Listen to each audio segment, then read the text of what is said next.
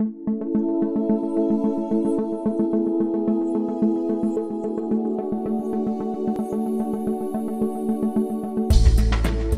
got a lot of programs on the Kegel8. What would you recommend for an overactive bladder? And can you tell us a bit more about how that affects the user? Yeah. So there's another kind of bladder symptoms that people get. There's the cough, sneeze, jump, little leak kind of problem, or big leak kind of problem, but you can associate that with something you did when you were moving or picking something up. The other problem people complain about is that they can't hold their bladder. Now, there is a condition called overactive bladder, and then there is a condition called human error. And working out whether it's a functional filling and emptying problem or an actual problem with the bladder itself has to be done eventually with a proper bladder test.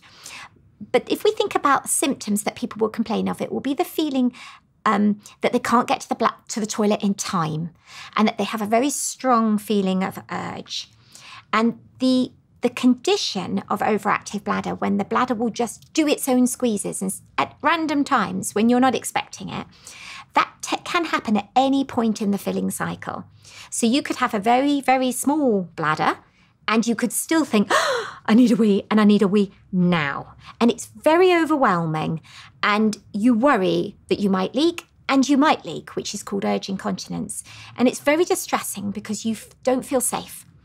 And it might be that it's on a full bladder, but it could be on a very empty bladder as well.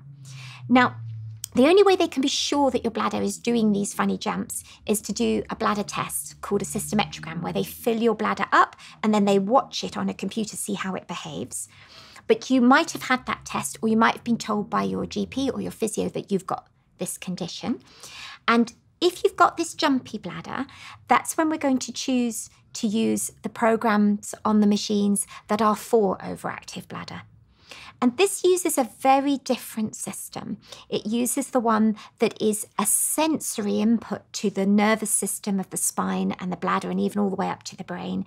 And it's trying to calm these messages down, inhibit the bladder from doing this jumpiness. We're not quite sure how it works entirely, but it seems to mix up the sensory system and leave it in a more natural, normal, calmer place overall. So you can look on your machine to see which program is recommended for that condition. And how about Nocturia? Is that a type of overactive bladder as well? I mean, Nocturia is, I think you written a brilliant blog about going to the loo the other day on your own site. That was great. But so that Nocturia would be classed as going to the toilet more than once in the night? Yeah, once in the night for when you're younger. Over the age of 65, twice at night is considered normal, which is, I mean, even once at night's annoying, isn't it? But it isn't considered a pathology. It's just an inconvenience. I think a nocturia, getting up a lot at night, very often when people reflect, they're also going a lot during the day. So it's just that you're noticing it at night more, and it's very inconvenient at night. So it's often about looking at whether you've lost your ability to hold and whether your muscles aren't so good at holding and giving you longer. So our bladder will start to feel a bit twitchy about getting full, even when it's just as much as a yogurt pot or a Jiffy bottle. But we should be able to override that feeling and go, no, it's just, I've only went to the toilet 45 minutes ago. I don't need another wee. You should be able to just ignore that. And you'll probably notice that if you're busy enough and distracted, that feeling goes away. It's just like your early warning light on your petrol gauge. It's like, you might need petrol in about 65 miles. You know, it's saying, I might need a wee in an hour. You know, you're supposed to ignore it. But some people have got into a bit of a habit of going for every time they feel even the slightest bit of wee filling up in their bladder. And it can become a habit. So what you need to do at that point that you're feeling that, oh, I'm not sure, but it's only been 45 minutes, is you want to try to use your muscles to talk back to the bladder and inhibit it.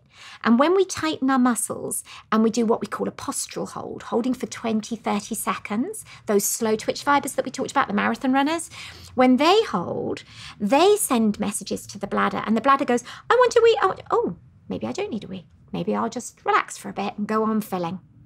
And we do that normally without realising we've done it. You see little children, you say to them, can you hold on? And that's what they're doing, they're holding on. And that feeling should go, and you carry on. And you should be able to fill your bladder up to the size of a mug. Yeah? What you don't want to be doing is filling your bladder up to an enormous jug. At about a mug, you should feel quite a polite feeling that you want to go to the loo, a sort of, excuse me, madam, would you like a wee? And if you got to a toilet and there was a bit of a queue, you should be able to stand in the queue, wait your turn, and then when you get in the toilet and your clothes are down, you can empty your bladder, and your bladder's a muscle, it actually squeezes till it's empty.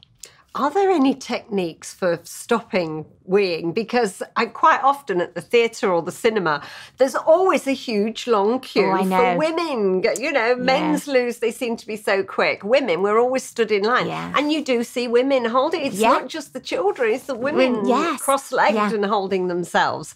Are there any quick tips? Well, we do know that when those things that children do work because they're helping the pelvic floor to work. So when you hold the front of the perineum with your hand, you're rubbing on what we call the dermatome, the skin, and the muscles themselves. And that helps fire off extra connections. So basically it helps you get a better pelvic floor contraction. You'll also notice children go up and down on their tiptoes. They go up and down and up and down. And as you tighten your leg muscles, that seems to also help your pelvic floor to work a bit harder. So you could stand in the queue going up and down on your tiptoes. I always say when you look round a meeting, you can spot the people who have got full bladders because their feet, they're moving their feet and flicking their ankles and scrunching your toes. And you'll find yourself doing that.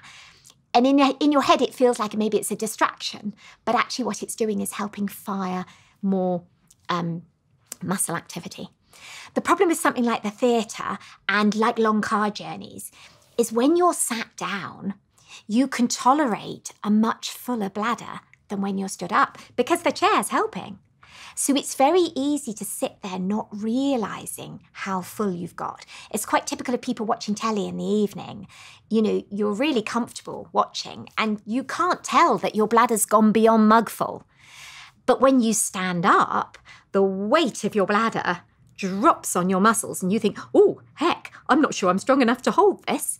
And your brain goes into alert mode. You know, it knows what a leak feels like. It's going to panic a bit. And the problem is when you're panicking, it's harder to hold. So you can get caught in that vicious circle. So one of the big other things you should be doing with an overactive bladder, whether it's been diagnosed as that or whether you've just got lots of urgency and frequency symptoms, is you should be trying to manage your fluid intake better. And it's not about cutting it back, it's about being more organised, noticing when you drink, noticing maybe by keeping an eye on your clock when you ought to be having a wee, not just waiting for an advert break. And if you're going to go on a car journey, don't have a big cup of coffee before you go, because it's going to have to come out at some point. And likewise, going to the theatre or the cinema, you might have to plan your drinks, so getting more good at spotting how long a drink will take to come through for you so that you can have had a wee before you go in, not get caught needing a wee halfway through. So a lot of it's operator error or operator non-error, as well as what the poor old bladder's trying to do inside.